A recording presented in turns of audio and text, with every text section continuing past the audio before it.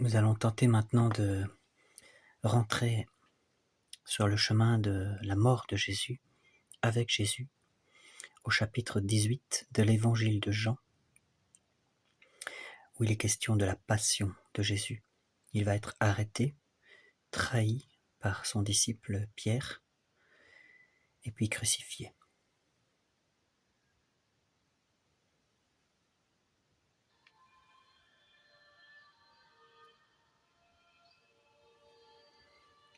Ayant ainsi parlé, Jésus s'en alla avec ses disciples de l'autre côté du torrent de Cédron.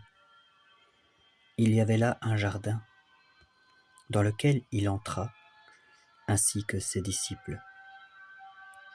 Judas, le traître, connaissait bien l'endroit, car Jésus et ses disciples s'y étaient maintes fois réunis. Judas, donc, qui menait le groupe des gardes, détachés par des grands prêtres et les pharisiens, arrive là avec des lanternes, des torches et des armes. Jésus, sachant tout ce qui allait lui arriver, s'avança et leur dit : « Qui cherchez-vous ? » Les gardes lui répondent : « Nous cherchons Jésus de Nazareth. » Jésus leur dit : « C'est moi. » Judas, qui le livrait, se tenait là avec eux. Et quand Jésus leur eut dit : « C'est moi », ils reculèrent et tombèrent par terre. Il leur demanda encore : « Qui cherchez-vous ? » Alors ils dirent : « Jésus, le Nazaréen. »« Je vous dis que c'est moi, » reprit Jésus. « Si donc c'est moi que vous cherchez, laissez aller ceux qui sont avec moi. » Ainsi devait s'accomplir la parole qu'il avait dite dans sa prière : « Ceux que tu m'as donnés, je n'en ai pas perdu un seul. » Alors Simon-Pierre, qui portait un glaive, le tira de son fourreau. Il en frappa le serviteur du grand prêtre et lui trancha l'oreille droite. Ce serviteur s'appelait Malchus. Et Jésus dit à Pierre : « Remets ton glaive dans le fourreau. La coupe que m'a donnée le Père, ne la boirai-je pas ? »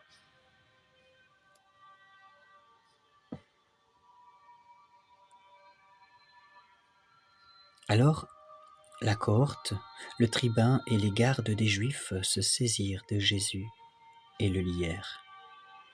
Ils le menèrent d'abord chez Anne, car c'était le beau-père de Caïphe, qui était grand prêtre cette année-là. Caïphe était celui qui avait donné aux Juifs cet avis : « Il vaut mieux qu'un seul homme meure pour le peuple. »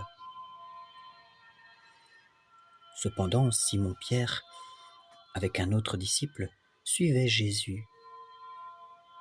Ce disciple était connu du grand prêtre. Il entra avec Jésus dans la cour du grand prêtre, tandis que Pierre restait à la porte, dehors. L'autre disciple, celui qui était connu du grand prêtre, sortit donc. Il dit un mot à la portière et fit entrer Pierre. La jeune servante de la porte dit alors à Pierre : « N'es-tu pas toi aussi des disciples de cet homme ? » Et Pierre répondit : « Je n'en suis pas. » Les serviteurs et les gardes avaient fait un feu de braise à cause du froid, et ils étaient là à se réchauffer. Et Pierre se tenait là aussi avec eux et se chauffait. Le grand prêtre interrogea Jésus sur ses disciples et sur sa doctrine. Jésus lui répondit : « C'est au grand jour que j'ai parlé au monde. J'ai toujours enseigné à la synagogue et dans le temple, où tous les Juifs s'assemblent. Je n'ai rien dit en secret. Pourquoi m'interroges-tu ? Demande à ceux qui m'ont entendu ce que je leur ai enseigné, eux savent bien ce que j'ai dit. » À ces mots, l'un des gardes qui se tenait là gifla Jésus en disant : « C'est ainsi que tu réponds au grand prêtre ? »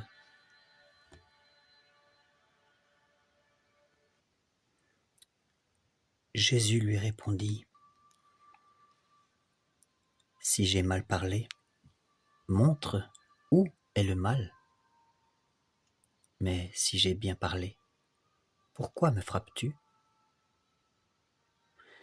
Anne l'envoya alors toujours lié au grand prêtre Caïphe. Simon-Pierre était là à se chauffer. Ils lui dirent : « N'es-tu pas, toi aussi, un de ses disciples ? » Et Pierre le nia encore et dit : « Je n'en suis pas. » Un des serviteurs du grand prêtre, parent de celui à qui Pierre avait tranché l'oreille, reprit encore et dit : « Ne t'ai-je pas vu dans le jardin avec lui ? » Et Pierre le nia encore. Et aussitôt, un coq chanta, comme Jésus l'avait dit. Alors, ils menèrent Jésus chez Caïphe au prétoire. C'était le matin. Et eux-mêmes n'entrèrent pas dans le prétoire pour ne pas se souiller et pouvoir ainsi manger l'agneau pascal, car les Juifs n'entrent pas dans le territoire des païens. Pilate sortit donc. Il alla vers eux et leur dit : « Quelle accusation portez-vous contre cet homme ? » Ils lui répondirent : « Si ce n'était pas un malfaiteur, nous ne te l'aurions pas livré. » Pilate leur dit : « Prenez-le vous-même et jugez-le suivant votre loi. » Les Juifs lui répondirent : « Nous n'avons pas le droit de mettre quelqu'un à mort. » Il fallait que s'accomplît la parole dite par Jésus, signifiant de quelle mort il devait mourir. Alors Pilate rentra dans le prétoire. Il appela Jésus et lui dit : « Tu es le roi des Juifs ? » Jésus répondit : « Dis-tu cela de toi-même, ou d'autres te l'ont-ils dit de moi ? » Pilate répondit : « Est-ce que je suis juif, moi ? Ceux de ta nation et les grands prêtres t'ont remis entre mes mains. Qu'as-tu fait ? » Jésus lui répond : « Mon royaume n'est pas de ce monde. Si mon royaume était de ce monde, mes gens auraient combattu pour que je ne fusse pas livré aux Juifs. Mais mon royaume n'est pas d'ici. » Pilate lui répond : « Donc tu es roi ? » Jésus lui dit : « Tu le dis, je suis roi. Et je ne suis venu dans le monde que pour rendre témoignage à la vérité, car quiconque est de la vérité écoute ma voix. » Pilate lui dit : « Qu'est-ce que la vérité ? » Sur ce mot, il sortit de nouveau et alla vers les Juifs, et il leur dit : « Je ne trouve en lui aucun motif de condamnation. Mais c'est pour vous une coutume que je relâche quelqu'un à la Pâque. Voulez-vous donc que je relâche le roi des Juifs ? » Alors les Juifs se remirent à crier en disant : « Ne le relâche pas lui, mais relâche Barabbas. » Or, ce Barabbas était un criminel.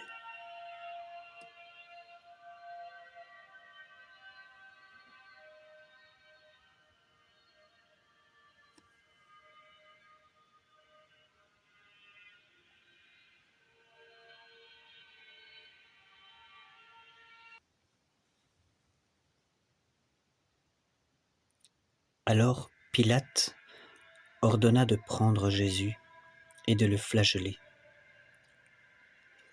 Puis les soldats, tressant une couronne avec des épines, la lui mirent sur la tête et ils le revêtirent d'un manteau de couleur pourpre. Et s'avançant vers lui, ils disaient « Salut, roi des Juifs !» Et ils le giflaient. Pilate ressortit et leur dit « Voyez, je vous l'amène dehors, pour que vous sachiez que je ne trouve aucun motif de condamnation. » Jésus sortit alors, portant la couronne d'épines et le manteau de couleur pourpre. Pilate leur dit «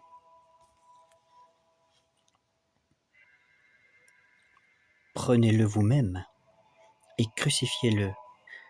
Moi, je ne trouve en lui aucun motif de condamnation. » Les Juifs répliquèrent « Nous avons une loi, et d'après cette loi, il doit mourir. Il s'est fait fils de Dieu. » À ces mots, Pilate s'alarma encore davantage en lui-même. Il rentra dans le prétoire et dit à Jésus « D'où es-tu » Mais Jésus ne lui fit aucune réponse. Alors Pilate lui dit « Tu ne veux pas me parler à moi ? Ne sais-tu pas que j'ai le pouvoir de te relâcher et le pouvoir de te crucifier ? » « Tu n'aurais sur moi aucun pouvoir, répondit Jésus, s'il ne t'avait été donné d'en haut. Et celui qui m'a livré à toi porte en lui un plus grand péché. » Dès lors, Pilate cherchait à le relâcher. Mais les Juifs crièrent « Si tu le relâches, tu n'es pas ami de César. Celui qui se fait roi s'oppose à César. » Pilate, à ces mots, fit amener Jésus dehors et s'assit à son tribunal, au lieu appelé en hébreu Gabbatha.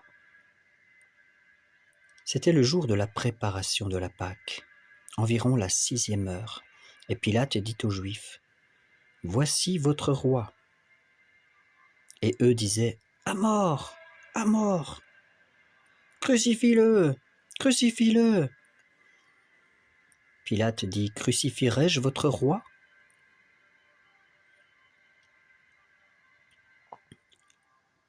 Les grands prêtres répondirent « Nous n'avons d'autre roi que César. »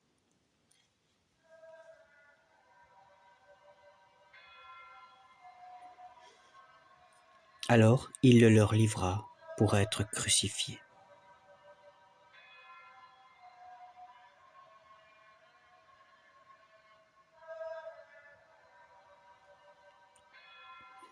Ils prirent donc Jésus, qui, portant lui-même sa croix, sortit de la ville pour aller au lieu dit du crâne, en hébreu Golgotha, où ils le crucifièrent et avec lui 2 autres, un de chaque côté, au milieu Jésus. Et Pilate rédigea aussi un écriteau et il le fit mettre sur la croix.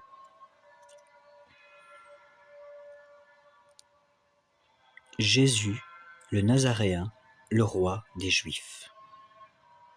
Cet écriteau, beaucoup de Juifs le lurent, car le lieu où Jésus fut mis en croix est proche de la ville, et l'écriteau était rédigé en hébreu, en latin et en grec. Les grands prêtres des Juifs eurent beau dire à Pilate, « Il ne faut pas écrire le roi des Juifs, mais écrit, cet homme a dit, je suis le roi des Juifs. » Pilate répondit, « Ce que j'ai écrit est écrit. »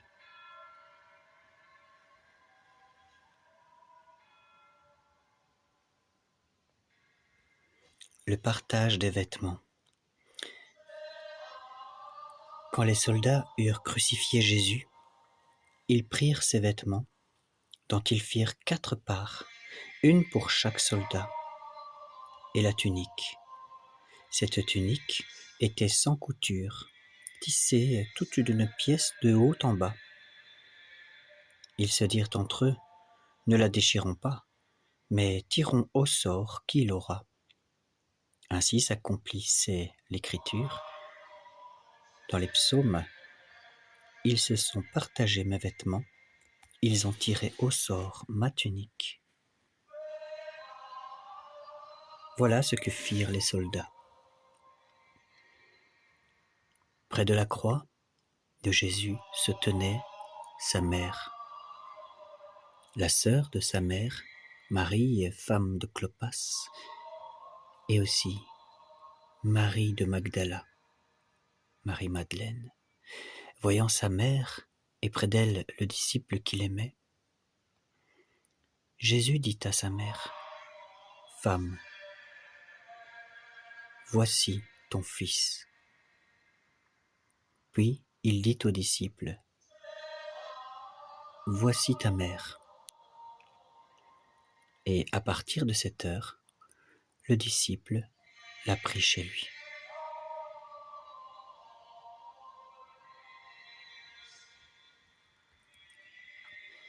Puis, sachant que tout était achevé désormais, Jésus dit, pour que toute l'écriture s'accomplisse, « J'ai soif. » Un vase était là, plein de vinaigre. Une éponge imbibée de vinaigre fut fixée à une branche d'hysope et on l'approcha de sa bouche. Quand Jésus eut pris le vinaigre, il dit, « Tout est achevé. » Il baissa la tête et remit son esprit. C'était le jour de la préparation. Pour éviter que les corps ne restent sur la croix durant le sabbat, car ce sabbat était un grand jour, une grande sonalité. Les Juifs demandèrent à Pilate qu'on leur brisât les jambes et qu'on enlevât les corps. Les soldats vinrent donc et brisèrent les jambes au premier, puis au second de ceux qui avaient été crucifiés avec lui. Et arrivés à Jésus, ils le trouvèrent mort. Ils ne lui brisèrent pas les jambes, mais l'un des soldats de sa lance lui perça le côté, et aussitôt il sortit du sang et de l'eau. Celui qui a vu en rend témoignage. Un authentique témoignage, et celui-là sait qu'il dit vrai. Pour que vous aussi, vous croyiez, car cela est arrivé pour que s'accomplisse l'Écriture. On ne lui brisera pas un os. Ailleurs, l'Écriture dit encore, ils regarderont celui qu'ils ont transpercé.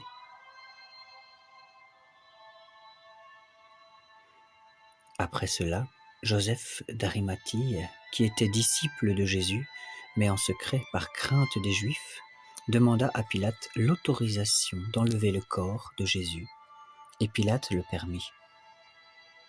Ils vinrent donc l'enlever. Nicodème vint aussi. C'est lui qui précédemment était allé de nuit trouver Jésus. Il apportait un mélange de myrrhe et d'aloès d'environ 100 livres. Ils prirent le corps de Jésus et l'entourèrent de bandelettes avec les aromates, selon la coutume funéraire juive. À l'endroit où il avait été crucifié, il y avait un jardin, et dans ce jardin, un tombeau neuf. Personne n'y avait encore été mis à cause de la préparation des Juifs. Comme le tombeau était tout proche, c'est là qu'ils déposèrent Jésus.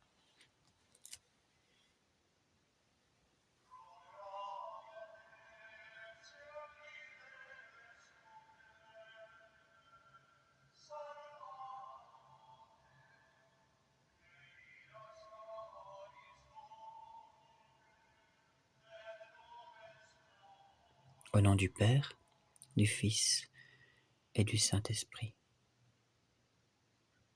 celui qui est, qui était et qui vient.